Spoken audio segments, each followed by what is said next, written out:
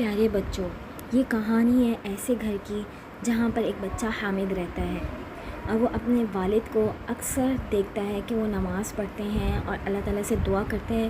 وہ جلدی سے جب بھی دیکھتا ہے اپنے والد کو نماز پڑھتے ہوئے بھاگتا ہوا آ کر ان کے ساتھ شریک ہو جاتا ہے۔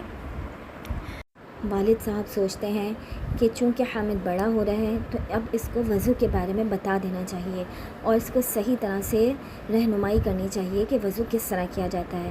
انہوں نے حامد کو بلا کر پیار سے سمجھایا، حامد بیٹا، اب آپ بڑے ہو رہے ہو، آپ کو یہ بات سمجھنی چاہیے کہ نماز پڑھنے سے پہلے وضو کرنا بے حد ضروری ہے۔ وضو کے بغیر تو نماز ممکن ہی نہیں ہو سکتی۔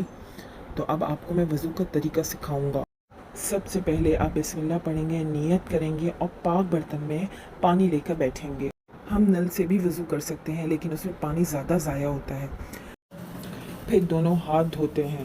سب سے پہلے ہاتھ دھوئے جاتے ہیں، اس کے بعد 3 بار کلی کی جاتی ہے اور کلی کرتے ہوئے منہ صاف کرتے ہیں۔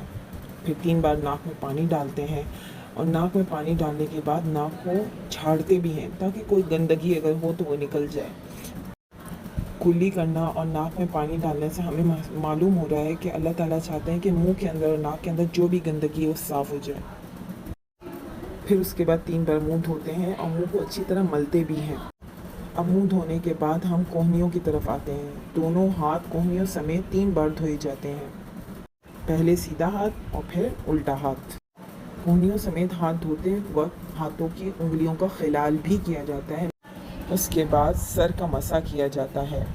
سر کے مسح کے بعد کانوں کا اور گردن کا مسح کیا جاتا ہے۔ اور مسح کرنے کا مطلب یہ ہوتا ہے کہ پانی لے کر ہاتھ جھٹک دیا جائے، پورا گیلا نہ کرے کہ پانی ٹپکنے لگے۔ پھر اس کے بعد پاؤں دھوئے جاتے ہیں۔ حامد کو وضو کا طریقہ سن کے بہت مزہ آتا ہے اور وہ اپنے بابا سے کہتا ہے کہ میں وضو کر کے آپ کے ساتھ مسجد جاؤں گا نماز پڑھنے کے لیے۔